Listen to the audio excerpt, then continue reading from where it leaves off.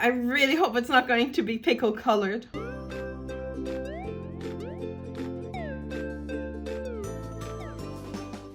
Hi! I'm really excited about today's video because it's a grayscale challenge. I love color challenges. I'm open to pretty much any type of color challenge, but limited color palettes and grayscale challenges are by far my favorite. There are different interpretations of grayscale challenges, but the way I'm going to do it is by turning my iPad screen to grayscale and then picking out a curated color palette. For those who don't know how to do this, I'm going to add a really quick tutorial. If you already know this, feel free to skip. So first you go to settings, then you look for accessibility, then you go to display and text size. Scroll down to color filters, and there you can turn them on, and you can also choose from different color filters. Unfortunately, the screen recording on my iPad doesn't show how it changes the screen, so you just kind of have to trust me here. Okay, well then let's start drawing.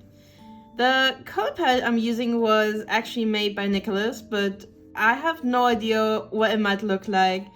And in order to keep you in suspense too, I'll edit the video so you won't be able to see the colors either until it's time for the reveal. Design characters is by far my favorite thing to do. So, of course, I'll be drawing a cute girl. A raccoon girl, to be exact. I've also found this really cute set of outfits on Pinterest, so I'm going to draw her wearing something similar. Whenever I'm drawing something that includes some sort of aesthetic text, like the logo on this girl's shirt, I like inserting my name instead. Kind of like how Rainbow High always replaces the designer logos with the RH symbols, or SH for Shadow High. Now, the line art section is going to be a bit of a pain to look at, but I'll try my best to edit it in a way that nobody is going to get sick. Because I tend to twist and turn the image within the application a lot. I love drawing curves, but I really struggle to do so. I also know that the point of having a pressure sensitive pen, or screen in this case, is to create line variations or variations in opacity for certain brushes. But I'm kind of shaky with my line art, and I'm also in general just super heavy-handed. So instead I usually use a bigger brush size to kind of do more of the outside lines, and then use a smaller brush size to draw in the details in order to create a line variation in my drawings. Details might not really be the right word, but basically I use the smaller brush sizes to draw fabric wrinkles, or the seams, or some hair strands, and usually for facial features as well, kind of like the lips and eyebrows. And in this case also to add a little more detail to her fur. I actually took a little break to create a custom brush for her front braids. I've been meaning to create some braid brushes for a while, but then I always end up procrastinating. So I'm kind of happy that I finally made one for this drawing, and I'm definitely gonna keep using it in the future, but there's still a few different types of braids that I need to make brushes for.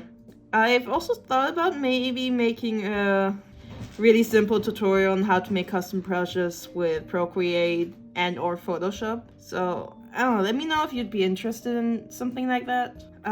Speaking of, creating the right type of brush for this drawing actually took me quite a few tries, as you may or may not see in the video, since I'm actually recording this voiceover before I finish editing the video footage.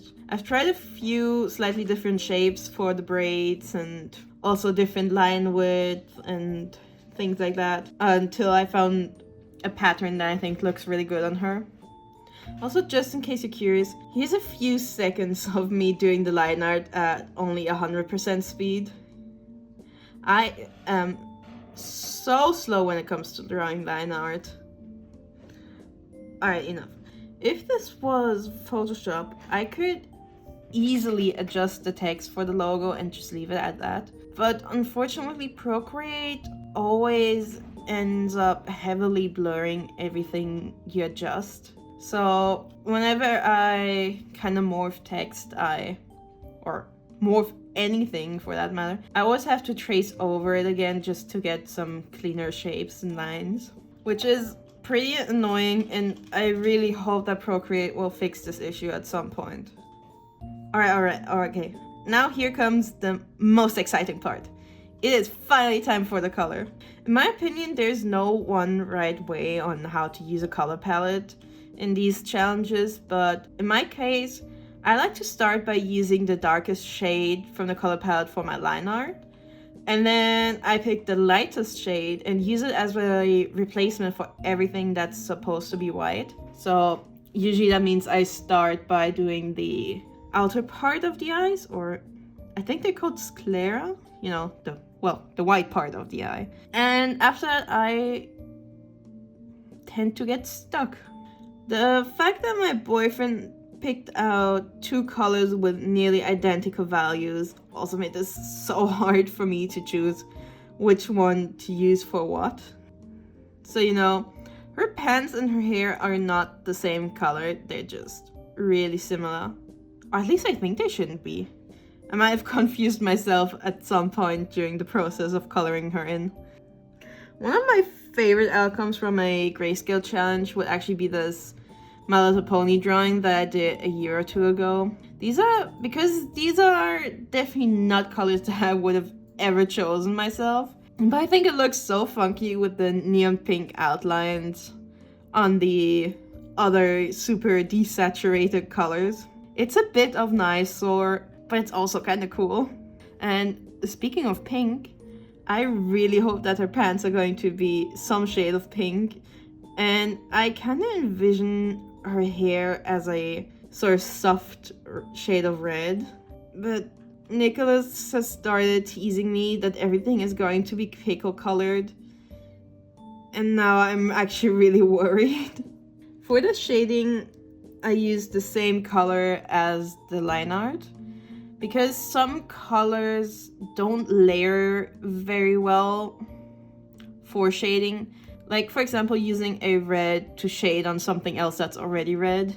So I hope that whatever the outline color is going to look good on top of all the other colors.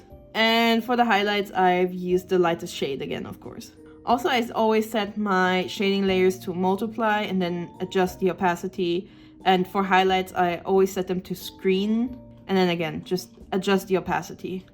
I don't always do this, but after I was done with the shading for this girl, I added a few more gradients on her body to make the drawing look a little less flat. And to do this, I simply chose the same color of the area I wanted to add a gradient to, and then set the layer to screen. And usually I set the opacity pretty low, because I want the gradient just to be kind of subtle. And here I forgot to record the process for drawing the background, but basically I just used one of my checkerboard brushes to draw in the background, and then I played around with the colors from my color palette by layering them via gradients, and just a bunch of trial and error until I thought the values looked good.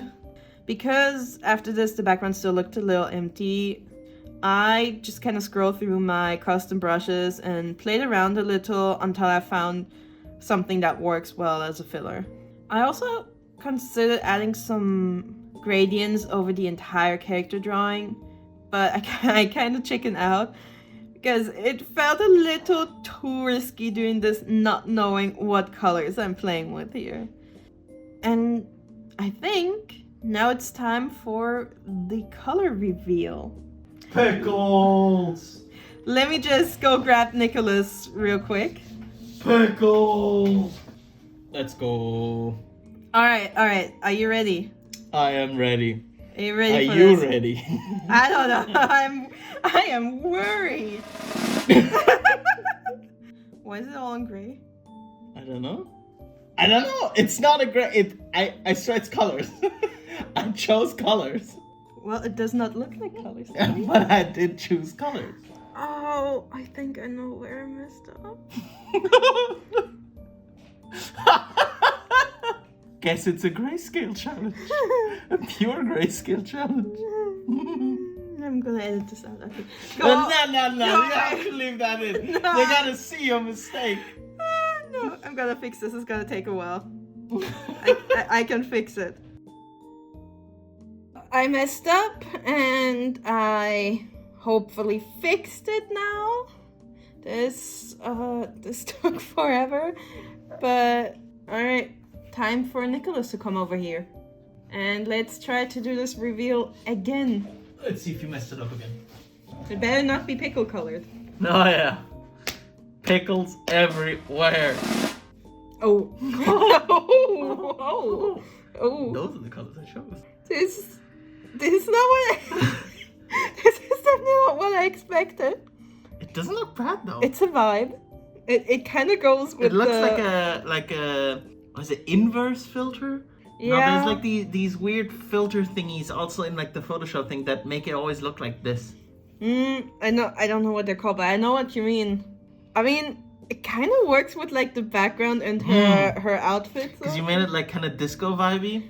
Yeah. Could be like on a rave. I was getting suspicious because you couldn't see the gradient on the pants anymore after I after I fixed the colors. And that's what made me suspicious that this is probably like something really neon, full saturation. I mean, it does look cool. Yeah, but I'm not saying this looks better than the grayscale. I'm just saying it does look kind of good. I think the one thing that I really don't like is the hands. Like they disappear in the hair like too much. For the hair, the gradient in the hair is actually the same color as Why the is that outlines. screen- I obviously didn't expect it to turn out to be exactly the same color as the hands.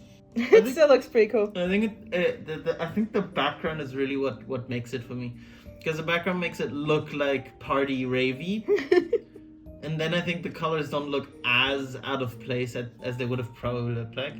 I thought, by the way, about pickle colors, and then I was like, nah. Like, I feel like if you give me pickle colors, it's basically just gonna be like a monochrome, and that could be kind of boring. I mean, I would have put in like yellows and browns too, right? But like, oh, a brown pickle does not sound good.